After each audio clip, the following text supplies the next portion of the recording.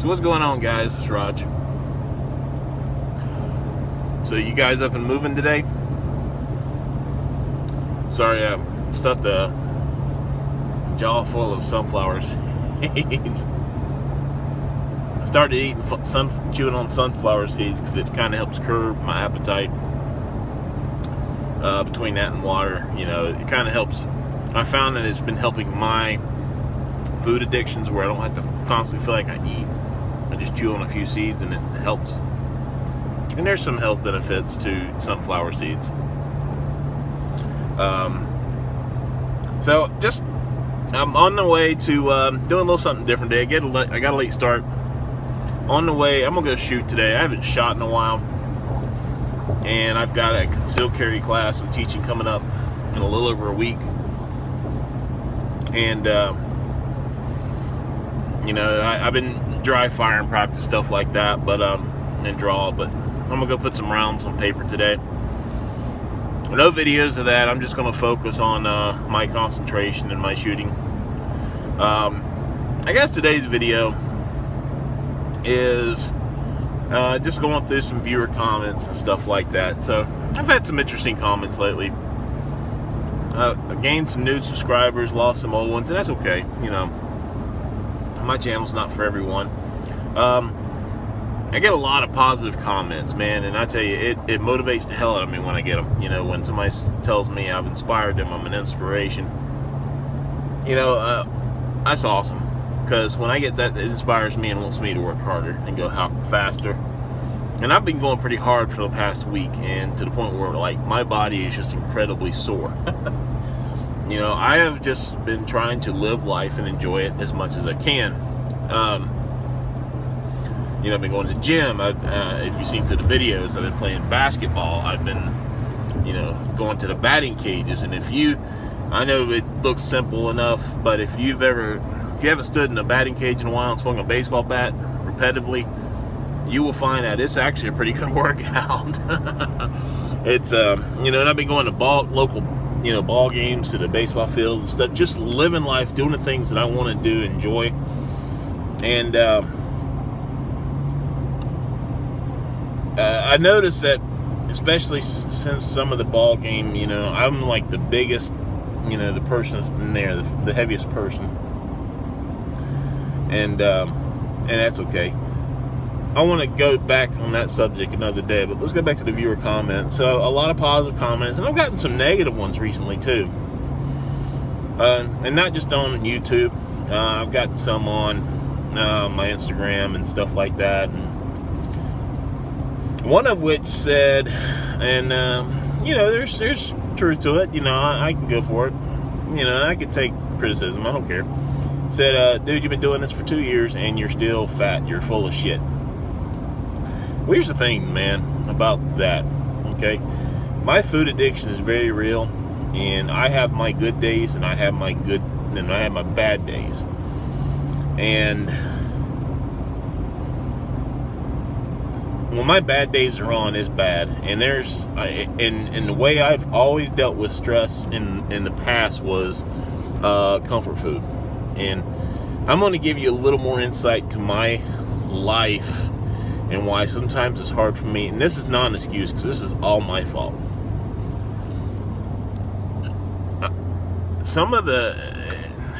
Alright. I went into law enforcement when I was younger. I couldn't go in the military, because even at my slimmest, I was just too heavy for MEPS. It's just too big. I am a big body person. I'm 6'2". I'd have to weigh like 235 pounds, and I haven't weighed 235 since like 5th grade. But even at over 400 pounds now, I am still able to get out there and run and play basketball and stuff like that. I'm like an oddity. I go to the doctor and he's like thinking that I'm high blood pressure and my cholesterol, until they check my numbers. I'm like, holy shit, you're just the oddity. But they always encourage, and the friends who are helped to encourage to keep going with the weight loss, because it could have more adverse effects in the future, and it will. There's a reality to the situation. My job, getting back on track, is I was in law enforcement, and I still have nightmares about some of the stuff that I saw.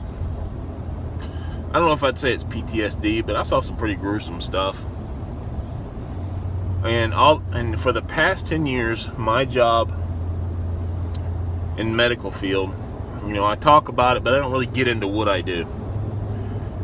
Over the past 10 years, and I'm sitting in front of a computer, for just about all day. My job deals with death. Okay? I have been dealing and surrounded by death for the last 10 years.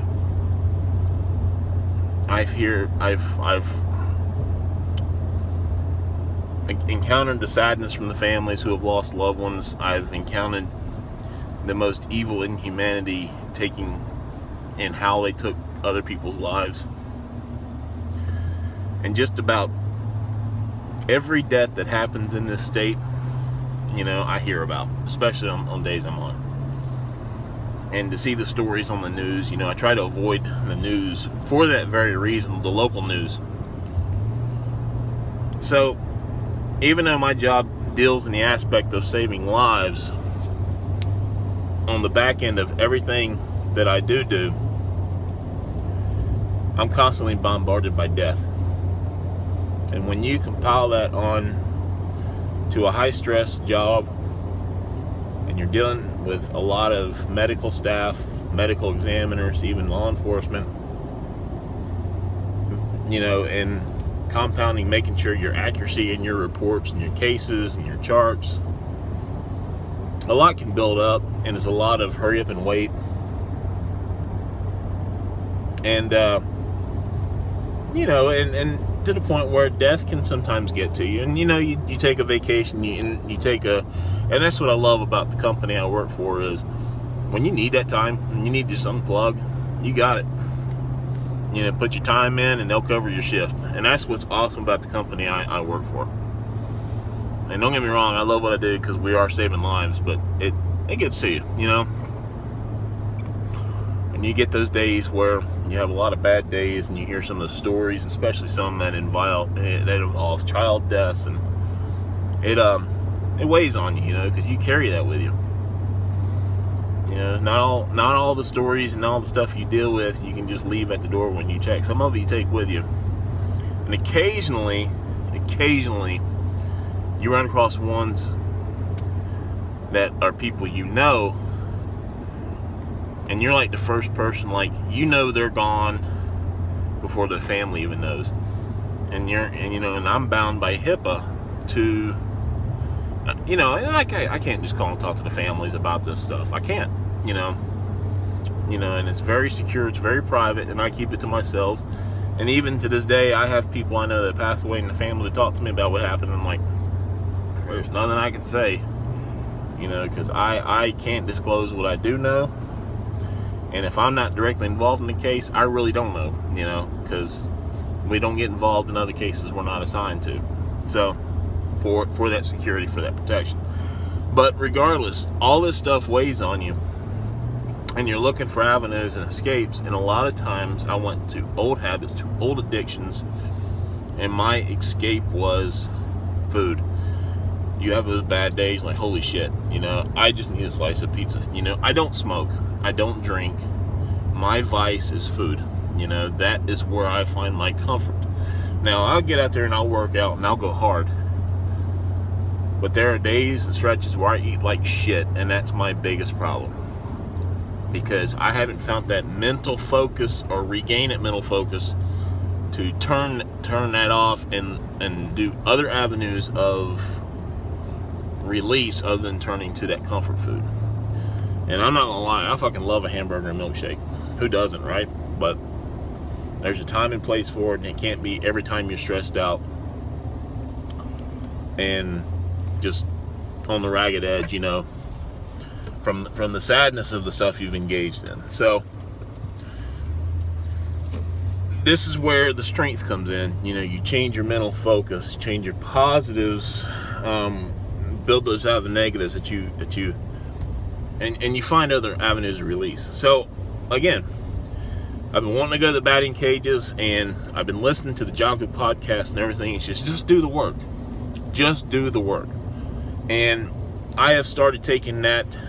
I got to thank Jocko for that, man, for that philosophy, because I have started taking that with me in everything I do, everything.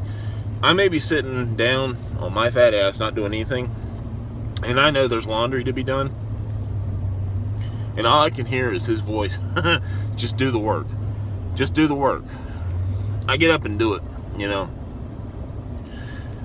There are days at work where I just want to go home and watch TV. Now I got the batting cages, I'm doing that. I'm going for a walk. I'm being active, you know. Now I'm going to the gun range. I haven't gone to the gym yet, but I'm not going to drive down to the pit of the range. I'm going to park at the top, and I'm here now, so we're going to end this. And this is already 11 minutes longer than I wanted to be. And I'm going to walk. I'm going to enjoy this weather, and I'm just going to be active. Because I can tell you, I've really ramped up this. I'm starting to see a difference in my face again. I'm just trying to enjoy life, going to ball games. My next step is I'm trying to meet some new friends. You know, that's the thing about weight loss. You lose weight, and people look at you as an inspiration, and they're your friend. You gain 50 pounds back, and it's just human nature. They don't want nothing to do with you, you know, and that's okay. You know, it does me a favor when people act like that, but that's just human nature. You know, a true friend is going to stick with you thick and thin. True friend is going to encourage you. And I'm looking for new friends locally that I can go work out with, that I can play sports with. And I think I've got a couple guys that's going to play some sandlot baseball with me, and that's what I'm really excited about. Really excited about. Because I'm no spring chicken, but I'm still healthy enough to get out there and do this, and I'm ready to do it. Speaking of let's do it, But carry that with you today, guys. Carry that with you today. Just get out there and do it. Have fun. Make memories. Live life. Okay? And I will say this from a financial aspect too. Stop spending money on monetary shit and spend money on adventures. You will thank yourself for it later. Trust me. Alright, guys. We'll talk to you later.